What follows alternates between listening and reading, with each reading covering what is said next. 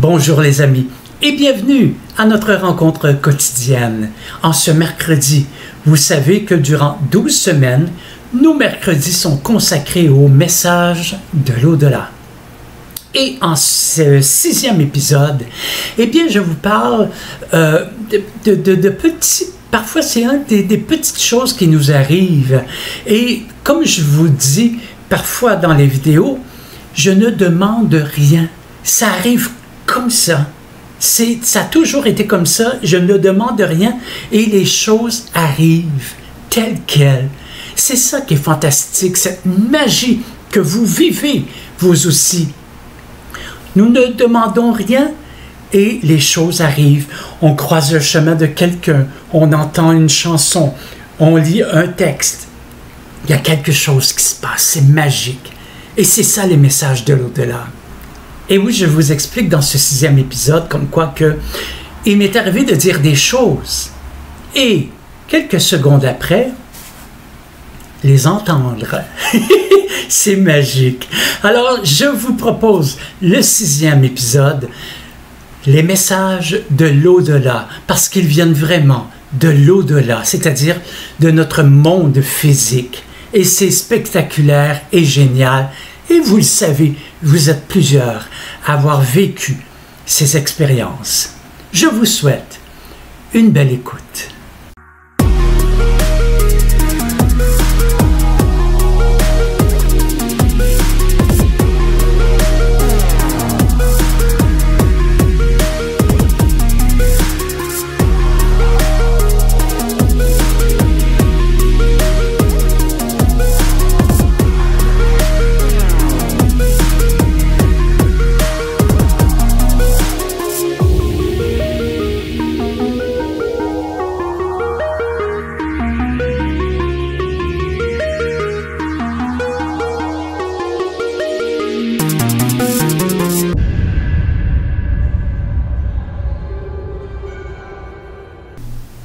Je vous parle souvent de mes expériences. Parfois, c'est très important, c'est-à-dire c'est plus gros que nous pouvons imaginer comme message que nous pouvons recevoir. Toutefois, parfois, c'est des détails, des petits messages que nous recevons simplement pour nous diriger, nous faire comprendre. C'est pas toujours de super gros messages. Je dis souvent d'être présent. Bien sûr que si on est dans l'avenir tout le temps, que le cerveau fonctionne tout le temps dans notre passé, c'est difficile de trouver à travers tout ça les messages du moment présent, de notre réalité là, sur Terre. Parfois, nous voulons une autre réalité. Ça, c'est autre chose. Ça, c'est notre ego qui veut une autre réalité. Celle-là, je l'aime pas, je veux ça. Ça, j'aime pas, je veux ça. Mais cette réalité-là, elle n'existe pas. La réalité, chacune de nos réalités est différente.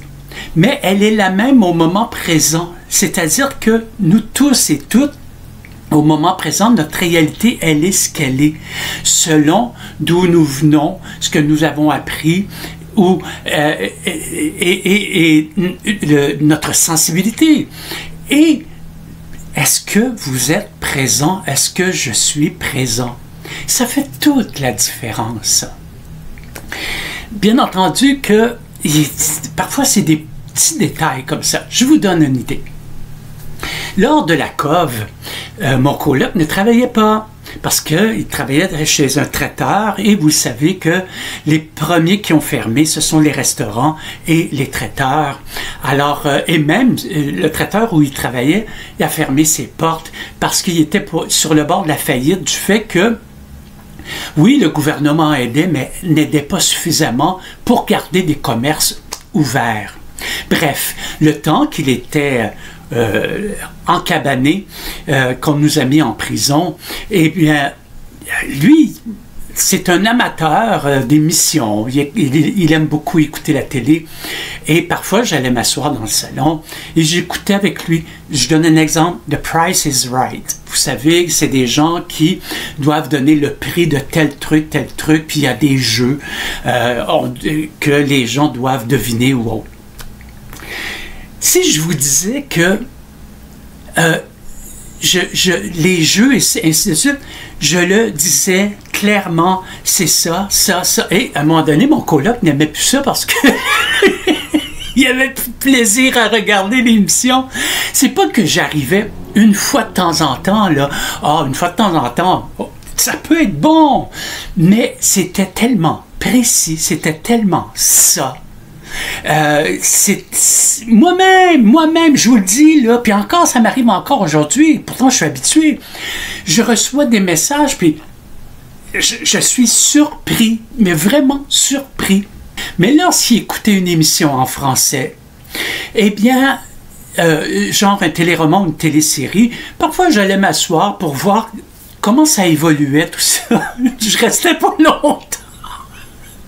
Ou lorsque je regardais un film avec lui, mais j'étais capable de dire telle phrase et 30 secondes plus tard, il disait la phrase. Que ça soit une télésérie, un téléroman ou un film. Si c'était juste les films, on pourrait dire « Ouais, mais tu l'as déjà vu, tu te souviens de telle réplique. » Mais un téléroman, une télésérie, puis je connais même plus les gens qui jouent. Alors, parce que ça a évolué depuis, puis ça fait des années que je n'écoute plus la télé. Alors, je ne sais même plus qui joue quoi, puis pourquoi, ainsi de suite. C'est pour vous dire, et lui, il n'en revenait pas. Même moi, je lui disais, te rends-tu compte? Te rends-tu compte que j'arrive à te dire... Puis là, j'ai essayé de trouver des réponses à tout ça, puis je lui disais, probablement que je capte.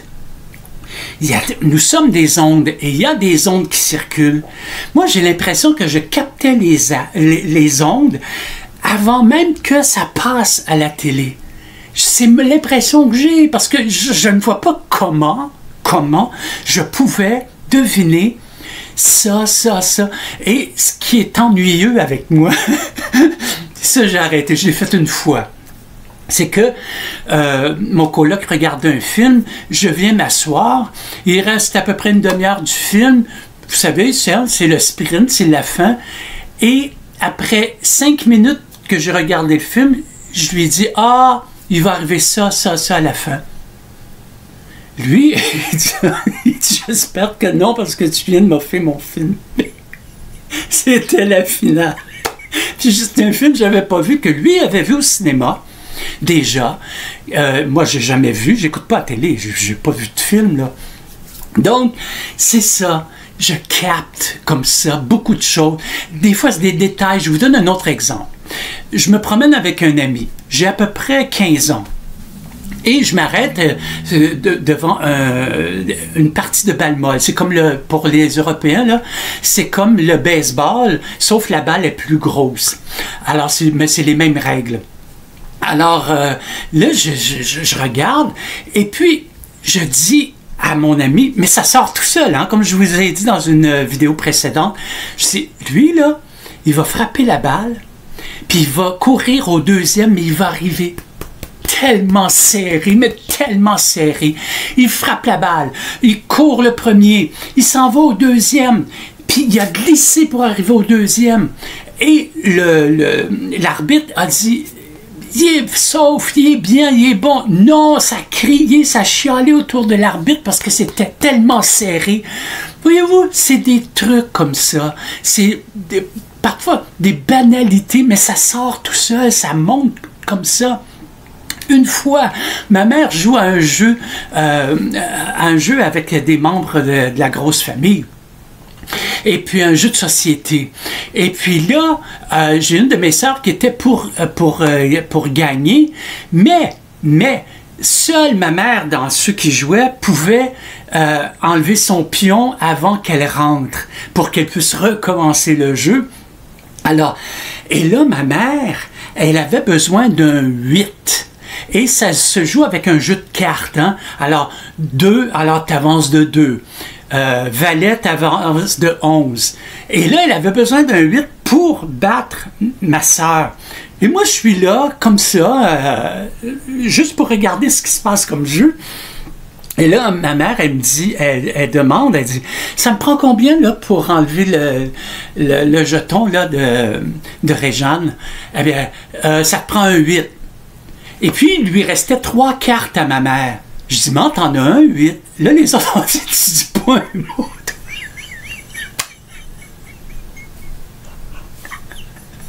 Je dis, t'as un 8.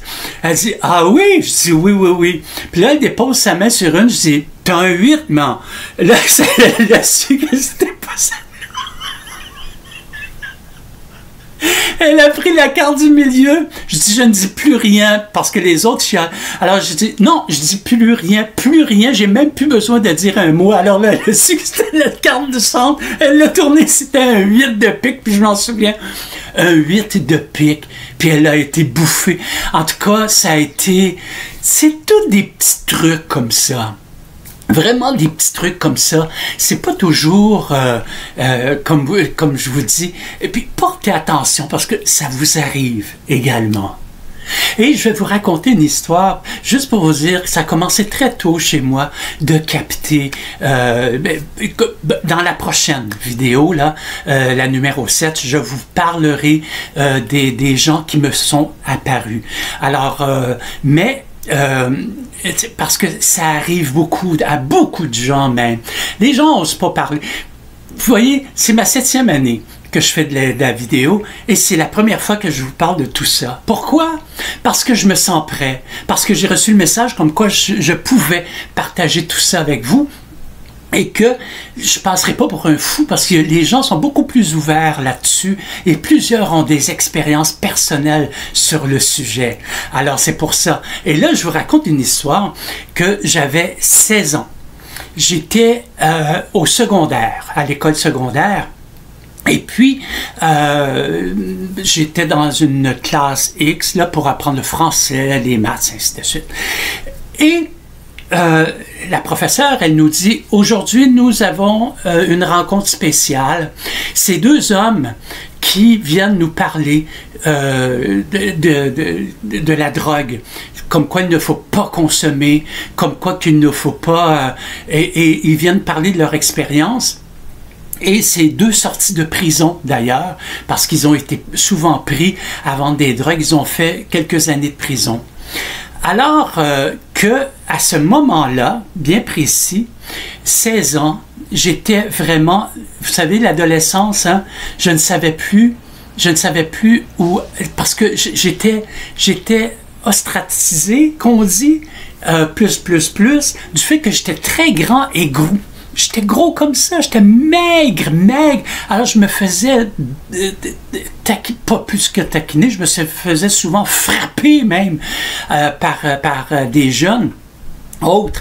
Bref, ça a été extrêmement difficile. Et avec les abus également de l'enfance qui commençaient à remonter à ce moment-là, et je voulais faire du théâtre et j'avais été voir le principal là, à l'école pour pouvoir faire du théâtre. Il m'a dit non, tes notes sont pas assez bonnes, tu peux pas faire de théâtre. Et c'est là, pour la première fois, je comprenais que les abus m'avaient amené à de mauvaises notes. Bref. Et là, à l'école, naturellement, il y a des gens qui me proposaient des drogues. Souvent, c'était plus de la marijuana, du pot. Mais... j'étais tenté, là. Je me suis dit, si je peux me pousser, parce que Richard, un des camarades de la classe, lui, il en consommait, puis il en vendait.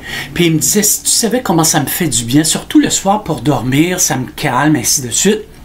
Alors, il dit, tu as juste à l'essayer, puis tu vas voir que si ça te fait du bien. Mais là... arrivent ces 2 hommes-là, à peu près dans les mêmes journées. Là. Je parle de ça, puis ça peut jouer dans une semaine. Alors, je rencontre ces 2 hommes-là. Ils expliquent, eux, ce que je retenais de ce moment-là. Ils expliquent comme quoi que les pocheurs, ceux qui vendent les drogues, ils vous le donnent au début. Il ne vous le vend pas, il vous le donne. Alors vous restez accroché à cette drogue, qu'importe la drogue, vous en voulez pour retrouver ce trip, cette dépendance qui s'installe. Et après, on vous les vend. Et parfois, bien, on n'a pas les moyens, hein, quand on est ado, de se payer des drogues comme ça. Eh bien, c'est là qu'on vous propose d'en vendre. Et ils ont plusieurs vendeurs. Et bref, ils font plus d'argent. Et là, j'étais sur le bord d'essayer ça. Et j'entends ces deux hommes-là. Et comme quoi que c'est leur façon qu'ils sont rentrés et qu'ils se sont mis en vente et qu'ils ont voulu en faire plus. Toujours plus, comme les gouvernements, hein, c'est une drogue. Et les multinationales, on veut faire plus, on veut faire plus. On coupe ici et là dans la qualité de vie, mais en autant qu'on ait plus, c'est ça, hein, c'est toujours comme ça chez l'être humain, qui en veulent toujours plus, qui ne regardent pas ce qu'ils ont déjà, mais ils regardent ce qu'ils n'ont pas et ce que les autres ont. Et ce que la télé nous propose pour être heureux. Bref. Tout ça pour dire que j'ai écouté ces deux hommes-là et je me suis dit, oh là là, j'en ai appris énormément. Et là, la prison. Pourquoi la prison me faisait peur? Les policiers me faisaient peur, même à ce moment-là, parce que le pédophile, lorsqu'il a appris que j'étais pour commencer à parler, il avait peur, puis je lui faisais peur, mais il m'a dit à un moment donné, il dit, si tu parles de notre secret, il dit, moi je vais en prison, mais il dit, toi aussi tu vas dans une prison pour enfants. Écoutez, j'avais 9 ans, 10 ans. Alors, j'ai toujours eu cette image-là, une prison pour enfants. Puis là, il me disait, tu pourras plus voir ta famille, tu pourras plus voir tes parents. Imaginez la peur qui s'est installée en moi d'aller en prison pour enfants. Et là, je vous parle, j'ai 16 ans. Normalement, à 16 ans, tu te décroches de ce que l'enfance t'a appris, mais non, parce que c'est des peurs, c'est des traumatismes que le pédophile a insérés en moi et en d'autres enfants, parce qu'il a abusé d'autres enfants, dont 3 autres de mes frères. Alors, ceci dit, là arrive le moment où il parle de prison. J'ai peur d'aller en prison. Imaginez l'impact que ça me fait en dedans de moi. Aller en prison. J'ai toujours eu, moi aujourd'hui, là, parce que j'ai travaillé là-dessus, même les policiers, je voyais des policiers, là, moi je paniquais. Je pensais qu'ils venaient m'arrêter. Voyez-vous? Alors imaginez maintenant, quand vous écoutez la radio, la télévision, les nouvelles, vous lisez le journal, imaginez tout ce qui est imprégné en nous. Tout ce qui est imprégné en nous, c'est gigantesque, le négativisme qui est en nous. Alors, là, faire une histoire courte, je retourne en classe pour l'après-midi et la professeure, elle dit, écoutez, les deux hommes rencontrent plusieurs classes cette semaine. Et vendredi, ils ont décidé de rencontrer une personne pour chaque classe que leur feeling disait que, ben écoutez, c'est ça la vie, ils m'ont choisi. Moi, je crois qu'ils ont senti toute ma sensibilité, mon dépourvu face à tout ça, lorsqu'ils ont parlé de prison. Vous savez, c'est des gens qui nous parlent comme ça, puis ils filtrent, hein, ils savent, ils regardent qui est plus sensible à les réactions, ainsi de suite. C'est certain qu'ils m'ont capté parce que c'est moi qui ai été choisi pour les rencontrer en privé durant 15 à 20 minutes, si j'avais des questions. Et là, je leur ai parlé, je leur ai dit, je leur ai expliqué. Ils m'ont tout confirmé, mes craintes. Et c'était deux hommes, là, vous savez, c'est le nez cassé, genre, vous savez, là, ça fait peur, là, dans un cadrage de porte. Pourtant, ils étaient d'une douceur. Et ils savaient en me répondant tout ce qu'ils venaient faire en dedans de moi. Et je dis, c'est grâce à eux. Grâce à moi aussi de ma décision, mais grâce à lui, à elle, à ceux qui m'ont envoyé ces gens-là sur mon chemin, parce que jamais je n'ai touché une drogue ou l'alcool. Je n'ai jamais touché une drogue de ma vie, même pas essayé rien.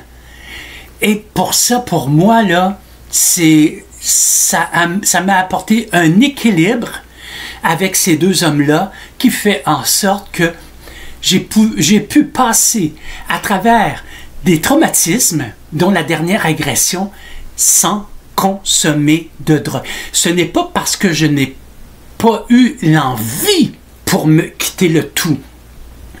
Non. Les seules drogues que j'ai pu consommer à un moment donné, c'était des antidépresseurs. Mais là, ça, c'est une autre histoire parce qu'après 1 an, j'étais incapable d'être en thérapie parce que je ne faisais que pleurer, pleurer, pleurer. Les antidépresseurs m'ont permis de me calmer mon système un peu. Pas Gonzague, là, tout endormi, là. Non, non. Juste calmer, faire en sorte que, oui, je peux pleurer, mais je peux également avoir un équilibre qui fait en sorte que je peux pleurer, mais je peux m'exprimer. Il fallait que je m'exprime. Et c'est ça que ça permettait, les antidépresseurs à ce moment-là. Alors, c'est pour vous dire que des gens mis sur notre chemin, nous en avons tous et toutes. Et pour terminer, eh bien, vous savez, j'ai parlé au tout début, là, il y a des gens qui demandent de l'argent, je peux parler à vos anges, patati patata, et je vous disais que je ne ferai jamais ça, et c'est vrai, parce que il y a beaucoup de charlatans là-dedans. Écoutez, pour moi, c'est personnel ce que je dis, hein? C'est très personnel. Demander de l'argent pour rendre service à quelqu'un qui veut me poser des questions, parce que j'ai cette possibilité de recevoir des messages, moi, je trouve pas ça sain. C'est personnel à moi. Pourtant, vous le savez, vous pouvez m'offrir un don, c'est écrit à la fin, mais je vous exprime pourquoi. Parce que à chaque mois, j'ai des trucs à payer pour réaliser mes vidéos, des droits d'auteur, de musique, ainsi de suite, et d'images. Et ce n'est que ça. Et je n'ai jamais payé une fois mon loyer parce que j'ai reçu autant de dons. Voyez-vous, c'est là toute la différence et ce n'est pas un jugement que je veux porter. Si les gens se sentent en sécurité de payer quelqu'un pour recevoir des messages dits de leurs défunts ou de... tout le monde est libre de faire ce qu'ils veulent. Sauf que je sais qu'il y a des gens qui m'écrivent pour me dire est-ce que non, qu'importe le montant d'argent, non. Je me lancerai pas là-dedans parce que j'ai trop de respect pour les messages que je reçois et trop de respect pour moi, personnellement, à recevoir et pour vous. Parce que si vous êtes devant moi à l'écran, que vous payez 60 $ ou 50 € et que j'arrive pas à recevoir de messages, je vais en inventer pour être certain de toucher votre fric. Mais c'est ça les charlatans font. Puis moi, ça ne m'intéresse pas. Tout ça, je suis pas meilleur qu'un autre. Je veux spécifier, je suis pas parfait. Je veux le spécifier, je veux simplement vous dire que même si vous m'écrivez pour savoir est-ce que ceci ou cela, là-dessus, je ne vous répondrai probablement pas directement. Et même si vous m'offrez un montant d'argent, je ne le prendrai pas parce que ce n'est pas le but du pourquoi je vous partage les vidéos. Le but, vous le savez, c'est simplement que nous partagions ensemble, que vous reconnaissiez vous-même vos messages et que vous commenciez à les recevoir dans un climat propice que vous aurez créé chez vous et autour de vous et en vous. Merci de vos présences. Que la vie soit bonne et toute douce avec chacune et chacun de vous. Et l'épisode 7, le prochain épisode, je vous parle, entre autres, des apparitions que j'ai eues également. À bientôt, à la semaine prochaine, à mercredi prochain. Salut!